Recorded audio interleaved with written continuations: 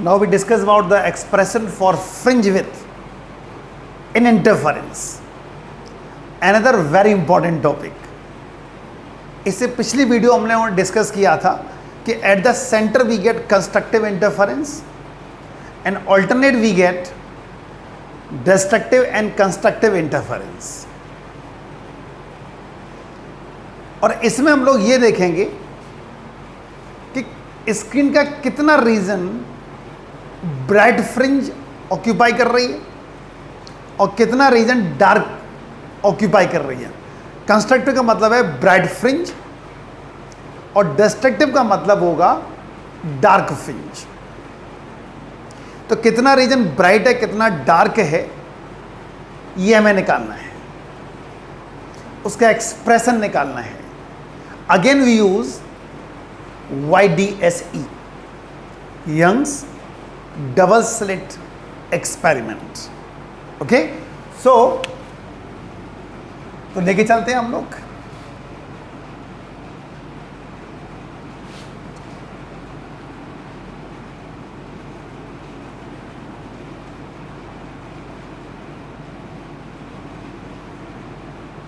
These are the two narrow slits where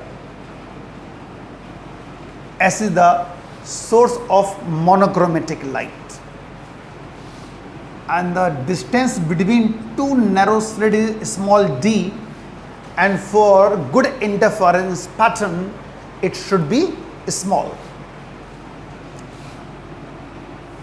At distance capital D we place a screen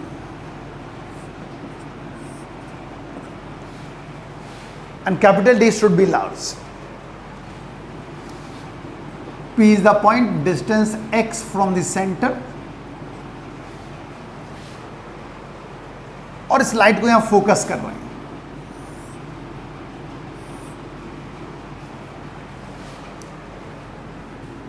यहां से एक normal draw कर दिया, ये dy2 हो गया, ये dy2 हो गया। From the diagram it is clear S2P greater than S1P. It means there is some originating path difference. S2P S1P से बड़ा है, इसका मतलब वहां पर कुछ path difference आ गया है। So path difference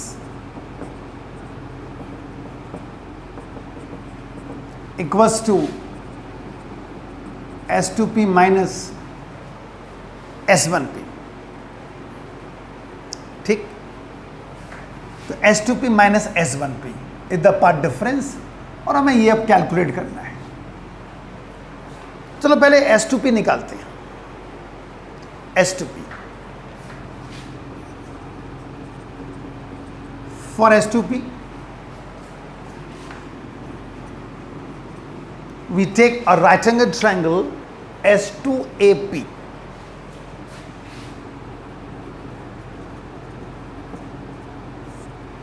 S2AP, S2P square equals to S2A square plus AP square। Okay, और S2P square equals to capital D का square plus x plus dy2 का स्क्वायर, और S2P equals to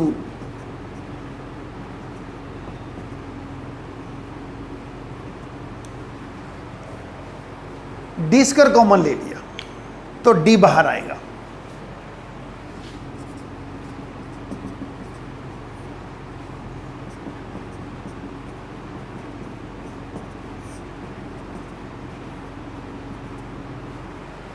for good interference pattern capital D should be large and small D should be small. ये amount एक से छोटा हो जाएगा, और अगर ये अमाउंट एक से छोटा हो गया then we can apply binomial theorem। आपको पता है अगर इस तरह का फॉर्मेट हो and x very very less than 1 then 1 plus nx neglecting high terms, तो अगला आएगा वो n स्क्वायर, फिर अगला आएगा तो n क्यूब, जब ऑलरेडी ये अमाउंट 1 से छोटा है तो इसका स्क्वायर करेंगे, क्यूब करेंगे तो और भी छोटे होंगे तो वो नेग्लिजिबल हो जाएंगे। तो इसलिए अब यहाँ मिलेगा S2P equals to D 1 plus x plus D/2 का square upon 2D square D plus x plus D/2 का स्क्वायर अपॉन 2D आ गया। क्लियर? ये S2P आ गया। सिमिलरली हम लोग S1P निकाल पाएंगे।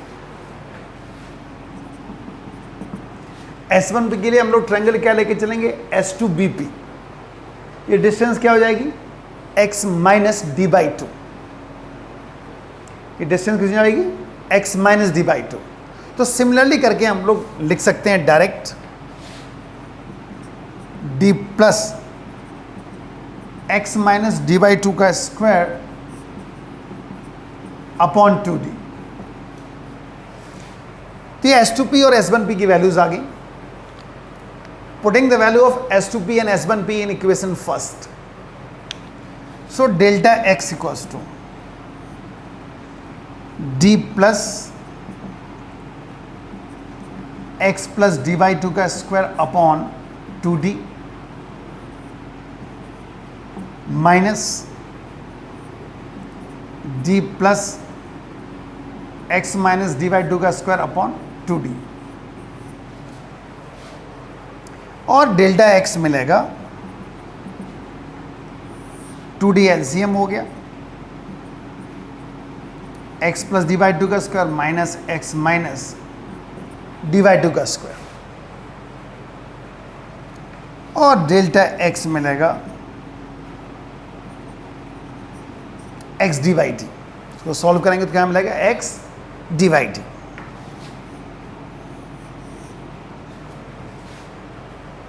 ठीक।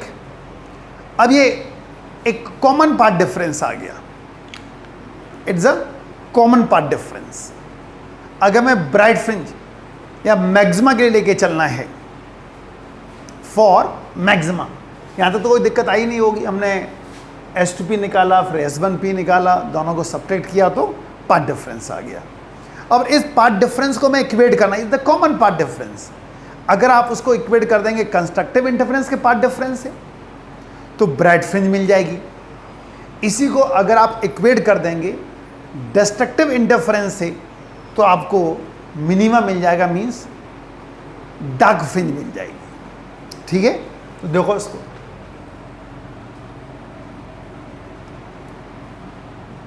तो for bright fringe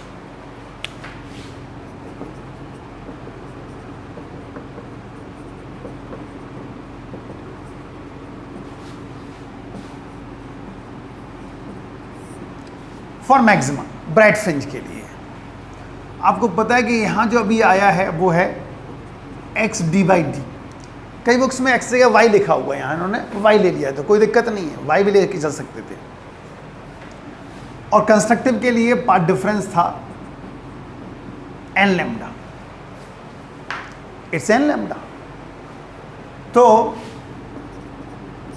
x d/d equals to n lambda, x equals to n lambda d/d।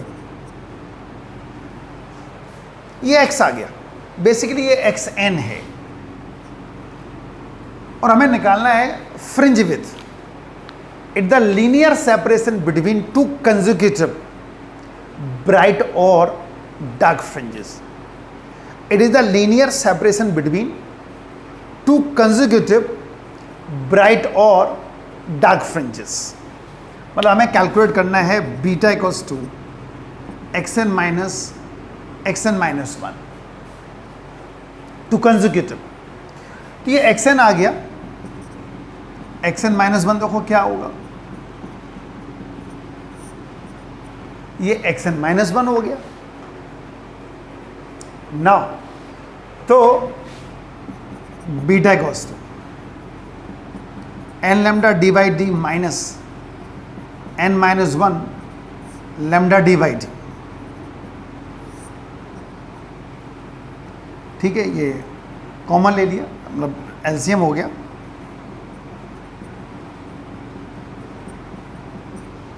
तो बीटा मिलेगा लैम्डा डी बाई टी, यानी फ्रिंज विड्थ इन 3 बातों पर डिपेंड करेगी।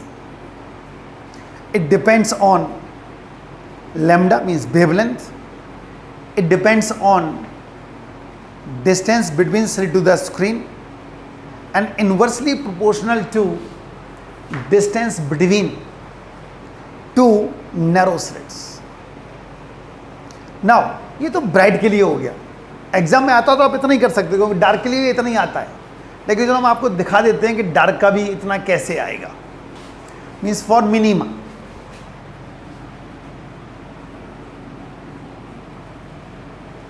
फॉर मिनिमा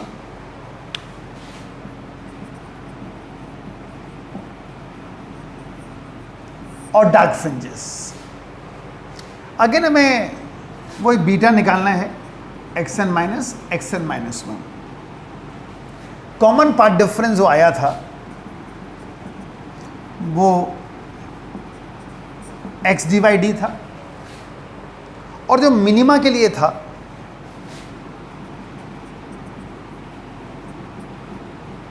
वो ये था। इक्वेट कर दो,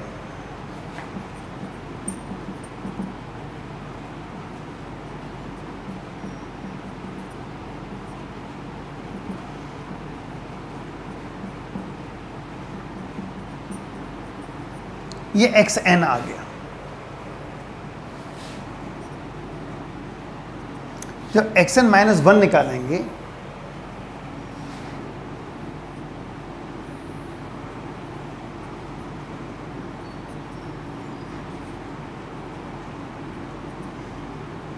तो 2n minus 3 lambda D by 2d हो गया। और जब ये वैल्यू यहां लगाएंगे बीटा में,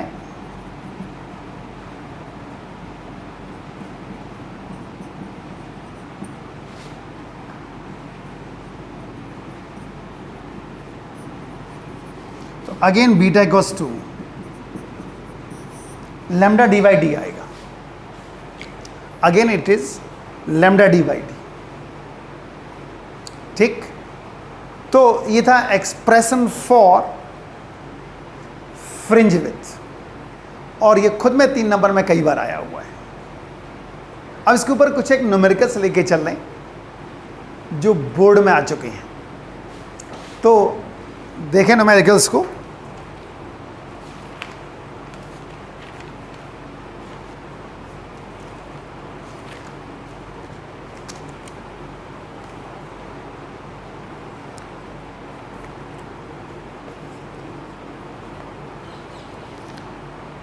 क्वेश्चन इस तरह है, in YDSE the light has a frequency of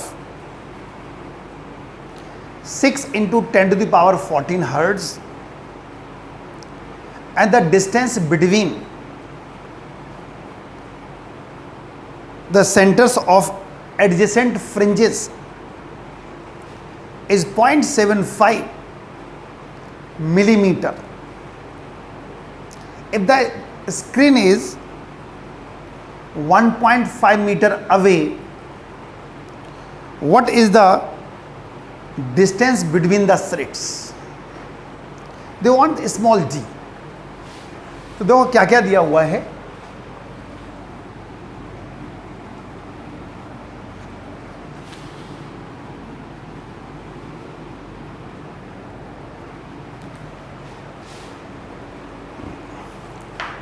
frequency given है, it is 6 × 10⁻14।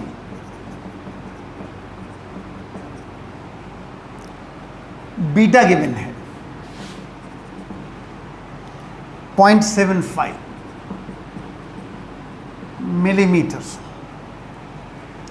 Capital D given है 1.5 मीटर। स्मॉल डी निकलवा रहे हैं। फॉर्मूला आपको पता है beta equals to lambda D over D. Lambda given नहीं है इसलिए फ्रीक्वेंसी गिवन है। आपको पता है C equals to nu lambda C Y nu 3 10 to the power 8 divided by 6 10 to the power 40 0.5 10 to the power minus 6 metre.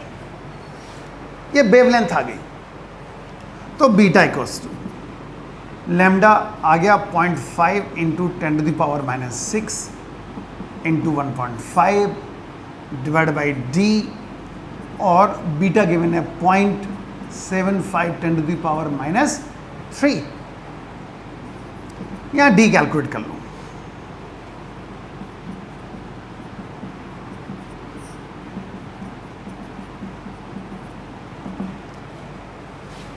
तो ये बनेगा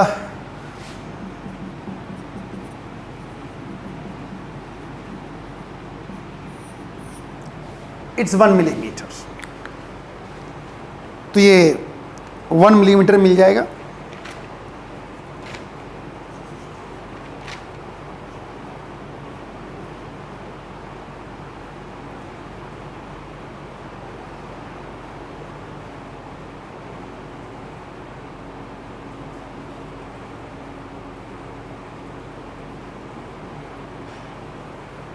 और देखो ये question,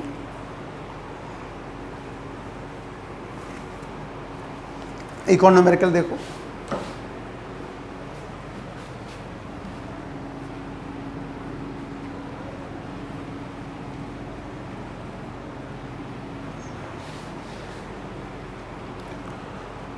In YDSE, two slits are 0.2 millimeter apart.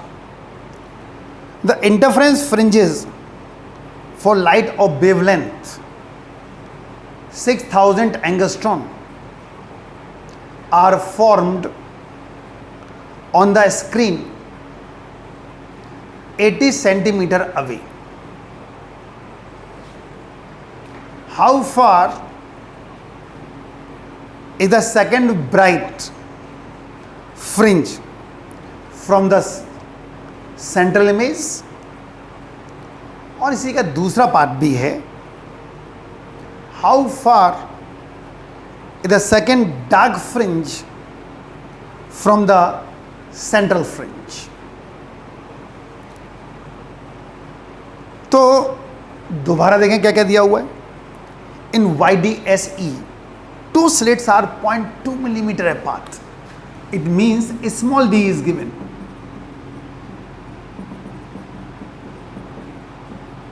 ये स्मॉल डी गिवन था। Wavelength given है 6000 angstrom.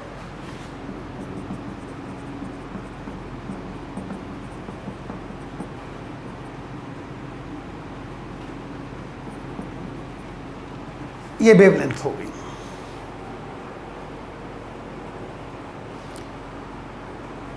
On the screen 80 centimetre away.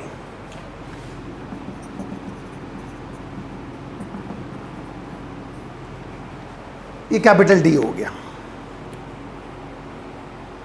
How far is the second bright fringe from the central fringe.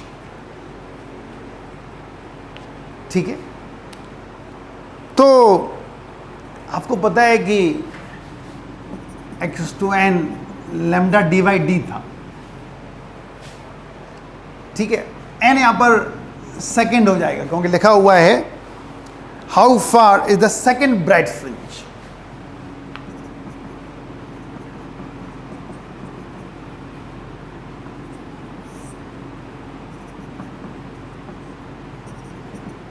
Solve करेंगे इसको तो आएगा 4.8 10 to the power minus 3 metre. ये आ जाएगा x। इसका एक पार्ट सॉल्व हो गया और अब इसका सेकंड पार्ट लेके चल रहे हैं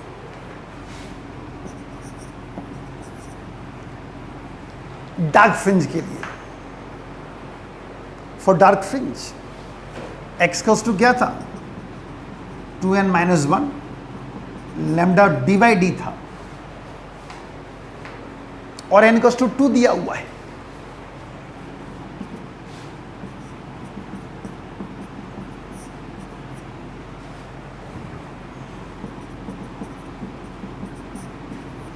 थ्री लैम्डा dy d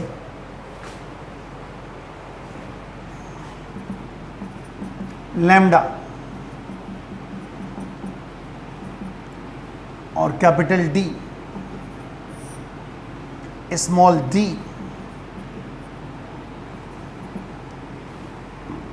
तो यहां पर x जो मिलेगा 3.6 10⁻³ मीटर, ये बनेगा जाके। जो अभी हमने इंटरफ्रेंस डिस्कस किया था YDSE में फ्रिंज विड्थ निकालने के लिए, उसका इंटेंसिटी पैटर्न और फ्रिंज पैटर्न कैसे बनता वो भी देख लो। उसमें इंटेंसिटी पैटर्न और फ्रिंज पैटर्न कैसे बनना था वो भी देख लो।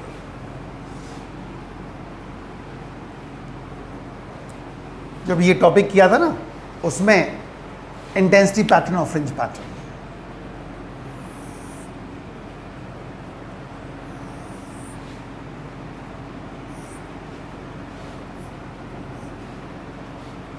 और ये सेंटर ऑफ द स्क्रीन है,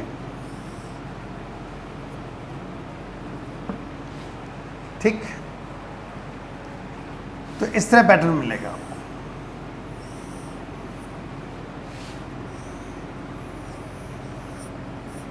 ये मैक्सिमा मिल रहा है और ये मिनिमा मिल रहा है।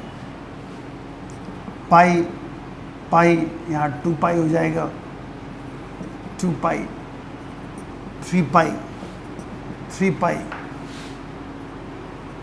5 पाई, यहाँ 4 पाई आ जाएगा। माइनस साइन इसलिए लगा दिया क्योंकि ऑरिजिन किधर है, इसलिए। यहाँ आपको मैक्सिमम मिलता है यार, ये maxima maxima maxima maxima maxima minima minima minima minima minima, ठीक है। और फ्रिंज पैटर्न देखेंगे तो इस तरह बनेगा जाके।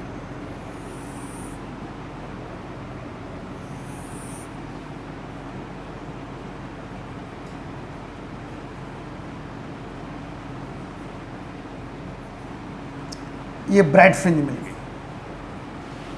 ठीक है। एज ए ब्राइट फ्रिंज ऐसे दिखा देंगे, चलो अलग से। ये ब्राइट, ये डार्क, ये ब्राइट, ये डार्क।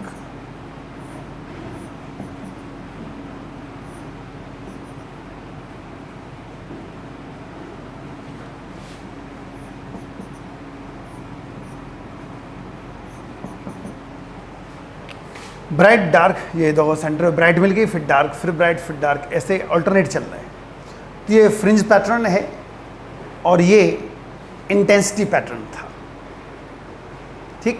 तो ये काफ़ी इंपॉर्टेंट टॉपिक था, फ्रिंज विड्थ निकालना। 3 मार्क्स में बोर्ड में कई बार आ चुका है। इक्वली इंपॉर्टेंट था, चाहे कंडीशंस फॉर मैक्सिमा मिनिमा वाला केस या expression for fringe width, both are very important और बोर्ड में अक्सर आते रहते हैं। इनके ऊपर अक्सर कुछ ना कुछ बन जाता है, चाहे न्यूमेरिकल आ जाए या फिर एक्सप्रेशन आ जाए, ठीक।